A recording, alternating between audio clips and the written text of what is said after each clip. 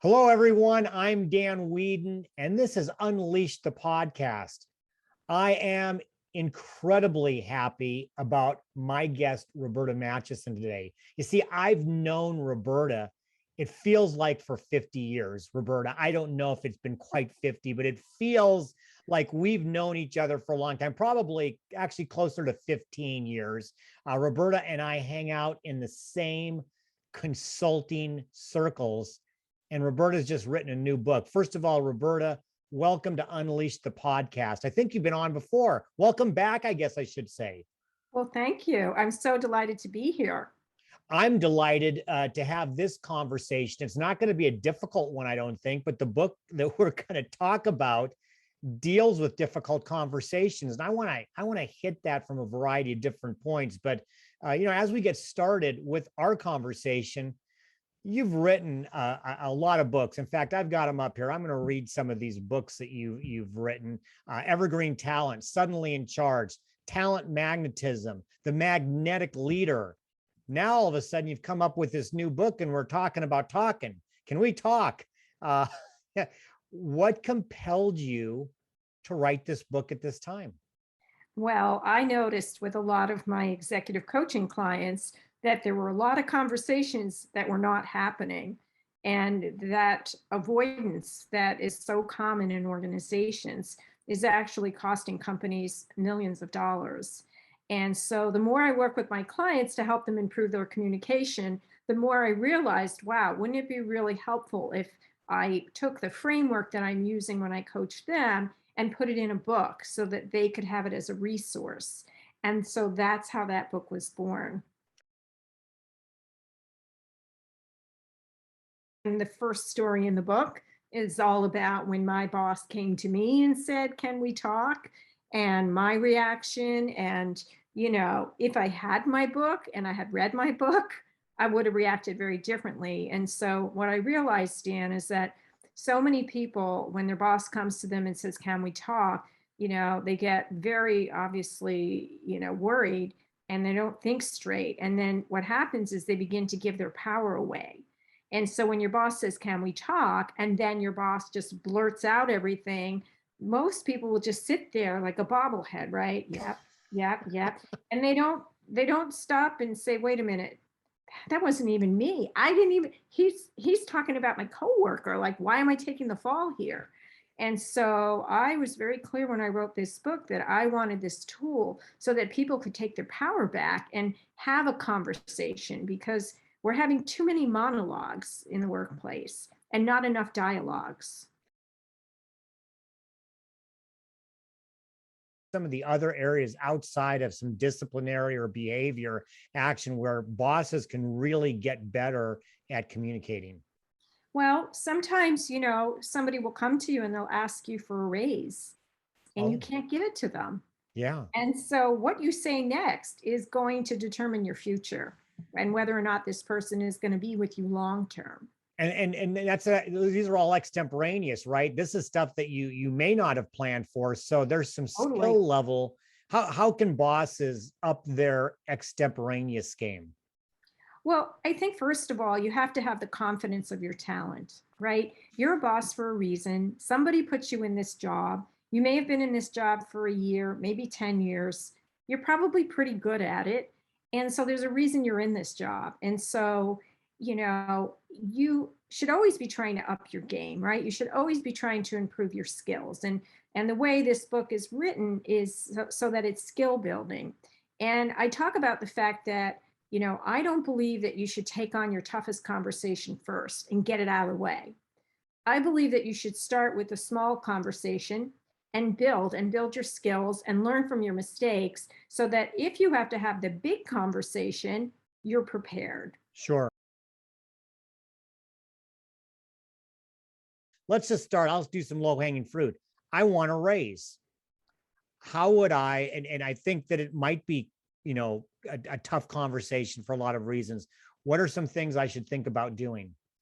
Well, I should go in very prepared and I should have data that supports my request. And I should look at the timing and I should say, wow, the company just announced that they had like $1 billion loss on the bottom line. maybe today is not the best day to go ask for that raise, right? So I need to have the timing right. I need to be able to substantiate why I should be given that raise. And I can't just say, well, I know you just gave Mary a raise, you should give me one. So I should go in with, over the past 6 months, here's how I've contributed to the bottom line. Here's what I've done to help the organization save, X amount per year. And here's why I think I deserve an increase.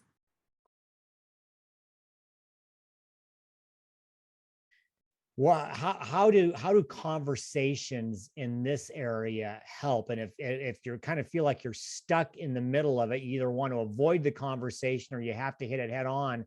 How about these more volatile ones? Well, I think you have to understand that the chances of you changing somebody's opinion is slim to none. However, there are times, and I mean, I have this situation, I wrote about it in the book with my brother, who has very different opinions on politics than I do. And, I am really super curious, which is one of the principles. Like, why do you feel that way? Why do you think that way? I mean, we were raised in the same house. We had the same parents. And, I will say to him, and this is what I would advise people listening to say is, help me to understand. Just help me to understand, like, why you feel that way. And I'm not saying that, I'm not asking that so I can poke holes in your argument. Right. I really, really want to know. In these cases, in the personal side, Roberta, obviously, I think the emotional part of it is ramped up, especially in family. You are family, and at some point you're going to continue to see each other. Maybe just before I dig into some specifics, kind of an overview of the similarities and maybe some of the dissimilarities of these difficult conversation strategies.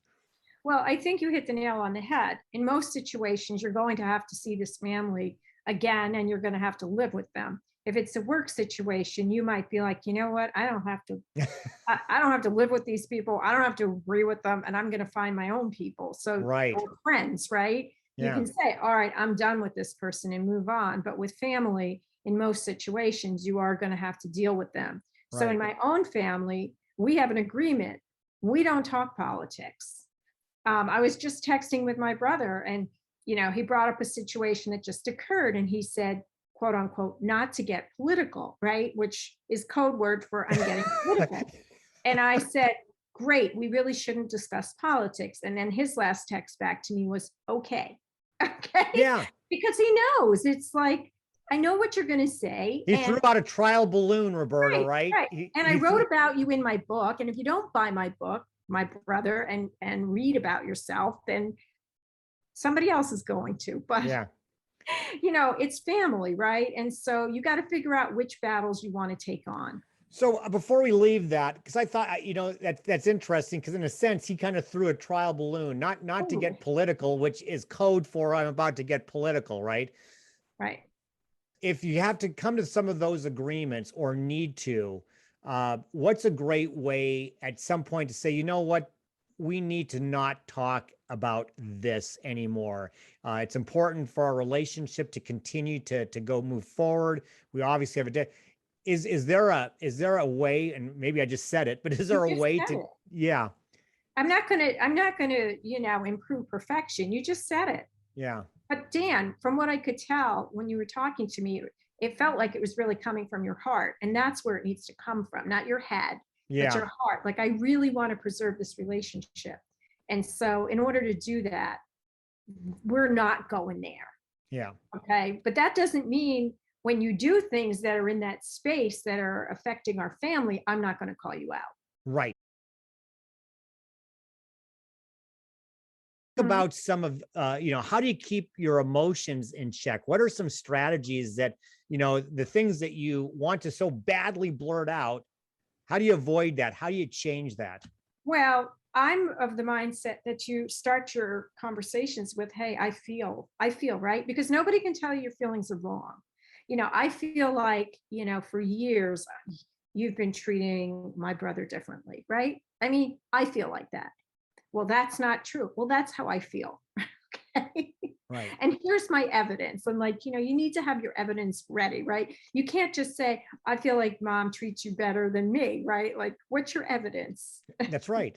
Well, why we did the same thing and I got punished and you didn't, or what? Right. What's your evidence? But listen, these conversations are going to be tough, but the more you start talking and the better off you get with your communication with your family or your coworkers or your boss, the easier they'll become. Any tips or tricks to Yeah. controlling that rise, that flood of whether it's anger, hurt, bitterness, whatever that can then vomit out into something you didn't want to do? Yeah, I mean, I think it's perfectly fine to call for a timeout and just say, you know what, we need to pause here. I need some time to think about this. Sounds like things are getting a little bit out of hand here, a little bit heated up. Why don't we both just pause this conversation and we can resume it tomorrow at 10 a.m.? How does that sound? So what if I say no? I got we're not, it's not okay. What, So then, how can Dan, you you, can talk to yourself because I'm leaving. I love that. That's perfect. And then hit the leave button on Zoom. Where is that button? Next one. All right. How do people get your book, Roberta?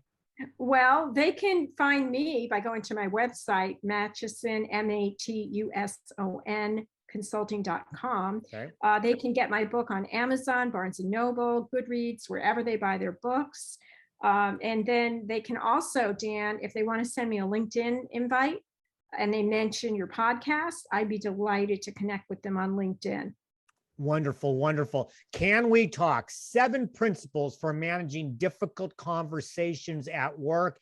And I also reiterate that that work can be done at home, especially because a lot of people are working from home. So Roberta, thank you very much. Everybody, thanks for listening. You can catch Unleash the podcast wherever you get your podcast. So please subscribe, please rate, give us a 5 if you're going to take that effort and review.